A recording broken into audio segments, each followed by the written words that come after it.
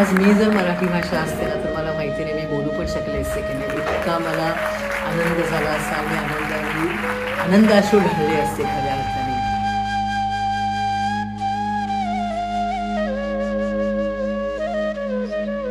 Visually सुंदर आहे, audio त्याचा फार सुंदर आहे आणि it's an audio visual treat plus emotions, कारण आपली भाषा आहे.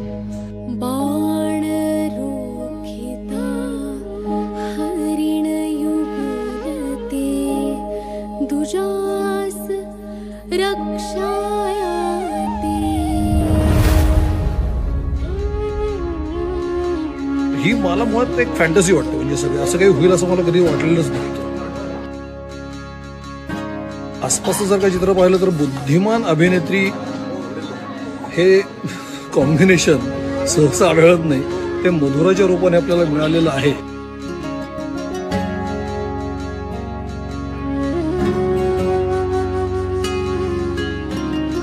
खूपच सुंदर अनुभव आला मला आज.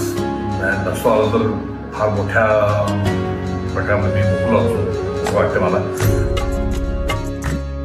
केवळ करमणूक म्हणून नव्हे तर आपली किंवा समाज कार्य किंवा एका चांगल्या कार्यक्रमाला सपोर्ट म्हणून नव्हे तर तुमची ओळख काय, तुमचा डीएनए काय, आपला डीएनए काय, आपण कोण आहोत ही स्वतःची ओळख करून घेण्यासाठी हा कार्यक्रम गरजेचा आहे. ज्या पद्धतीनं टेक्नॉलॉजीचा, संगीताचा आणि पूर्ण रंगमंचाचा वापर केलेला आहे तो खूप सुंदर आहे आणि बघण्याजोगा कार्यक्रम आहे. देखणा, श्रवणीय आणि प्रेक्षणीय असा कार्यक्रम आहे आणि त्यामुळे वेगळा असून सुद्धा तो प्रयोग खूप भिडणारा ठरतो. अन्यथा तो प्रायोगिक नाटकासारखा वाटला असता.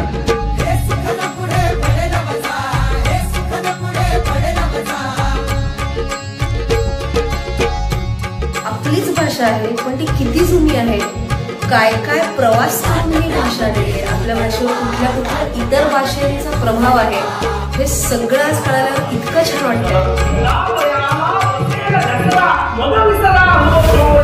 आपल्या आईची ओळखच आपल्याला नाही हे जितकं दुर्दैवी आहे तितकी आपल्या भाषेची ओळख आपल्याला नाही हे दुर्दैवी आहे. तर त्यामुळे त्या दृष्टीने हा कार्यक्रम फार महत्त्वाचा आहे. सगळ्यात कोणी बघणं आवश्यक आहे तर आज शाळेतल्या मुलांपासूनही सुरुवात होणं फार आवश्यक आहे असं मला वाटतं. त्यामुळे मराठी समाजाला तू मराठी आहेस आणि तो कसा आहेस आणि तो का आहेस हे सांगणारं एक फार वेगळं नाटक आहे किंवा एक वेगळा रंगभूमीवरचा आविष्कार आहे.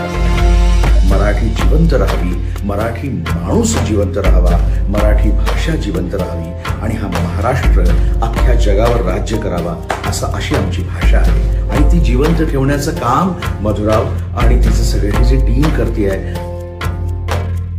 मराठी असलेल्या माणसाचं हा धर्म आहे, हे कर्तव्य आहे की मधुर आपण बघायलाच पाहिजे.